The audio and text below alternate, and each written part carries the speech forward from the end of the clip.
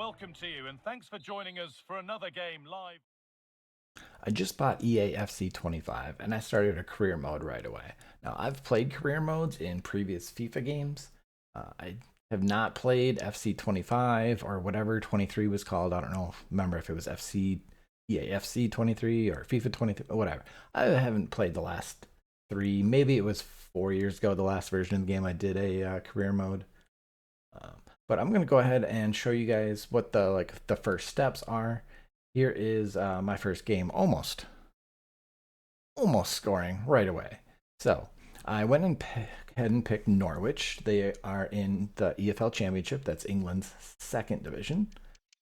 So one of the first things you want to do when you start your career mode is go ahead and take a look at your roster. I'm looking at Norwich's here. Looks like 75 is the highest rated player that they have. So most of the starters are all in the low 70s there. Backups are like high 60s. And then you also want to get an idea of what your formations are, because obviously a lot of soccer teams, they use different formations. So I just want to get an idea of how I'm supposed to be playing. So this team actually plays 3 center mids and then 3 forwards. So it's like, all right, I'm kind of have to focus on playing through the middle to get the ball from my defense through the middle up to my forwards. So that's generally the first thing you want to do is check out your squad. Here is, boom, the first goal I score in this career mode. Look at that, off both posts. So next thing you want to do is go check out your youth academy. It's kind of like, minor league baseball. It's just, okay, who are your young guys that are coming up? So I can see I have probably one guy with decent potential. So you don't want to always just focus on getting stars. Sometimes you can just get some cheap backups. You don't always have to go sign a backup from somebody else. It's like, you know what, just get your backups from your youth squad. So how do you find players to add to your youth squad? Well, you have to go ahead and scout them.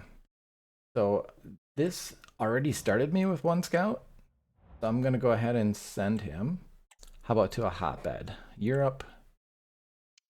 Let's go Northern Europe.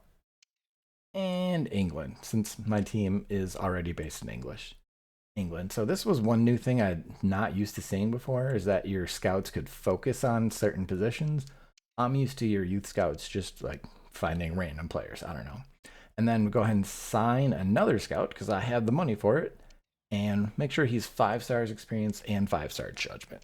Because in my unless you're in a really low level squad, if you can afford the 5-star, go ahead and get that, because that's still going to be a difficult time finding good youth players. But I find, especially anything 3-star or lower, it's totally a waste of your time. So we go ahead and we've checked out our squad, and we've got our youth squad all set up. We've got our youth scouts going out to England and France looking for new players. So something new that I had not seen before was this coach boost thing. I was like, I don't know what this is. Apparently I'm supposed to hire more coaches. I don't know. I thought I was the coach. Couldn't quite figure this out. So I guess I hired a guy, and then I noticed when I was putting this video together, look where I put this Gunnarsson, 1 star on goalkeeping. Yeah, why did I assign him there? That was the only position that he wasn't good at coaching at. I don't know. So I'm going to have to go ahead and check and make sure I don't still have him there in my saved game. But yeah, there you go. So you hired your first coach. And then here I am in the second game of the preseason tournament. So I can talk a little bit about that. If you start a new career mode, they always have you sign up and start a exhibition preseason tournament. So it doesn't mean anything towards your league standings, but it's just a good way for you to get used to, okay, here, if you haven't played the game before, here's a couple games you can play. But also doing substitutions, player fatigue, because if you're playing multiple games in a row, you're going to have to replace your starters. And as you can see, I started off on a pretty low difficulty level here, because you see how the defense just let my guy get right past him. Yeah. All right, so when I set up this career mode, training plans, I was familiar with training plans, but that is one of the questions that I'm going to have for you guys. Please explain to me what you're supposed to be doing with these training plans, because either I don't remember correctly how it used to be, or it's a lot different than it used to be.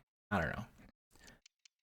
So initially I set it up with those automated training plans, and then I'm kind of looking at the team and I'm seeing all these dashes and colors and stuff. I'm like, well, I kind of intended, like, in the past games, I'd set up training plans just so the players, they're fatigued, they'd recover and have enough energy to play in the next game.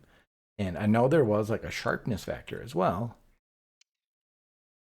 So I was just messing around with things, trying to get it set up. I don't know.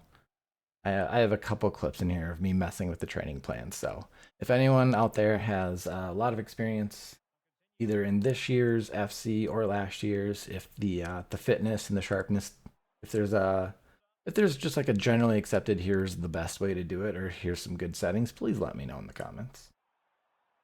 And like I said, on higher difficulties, the defense isn't gonna let you just run right past them. Boom.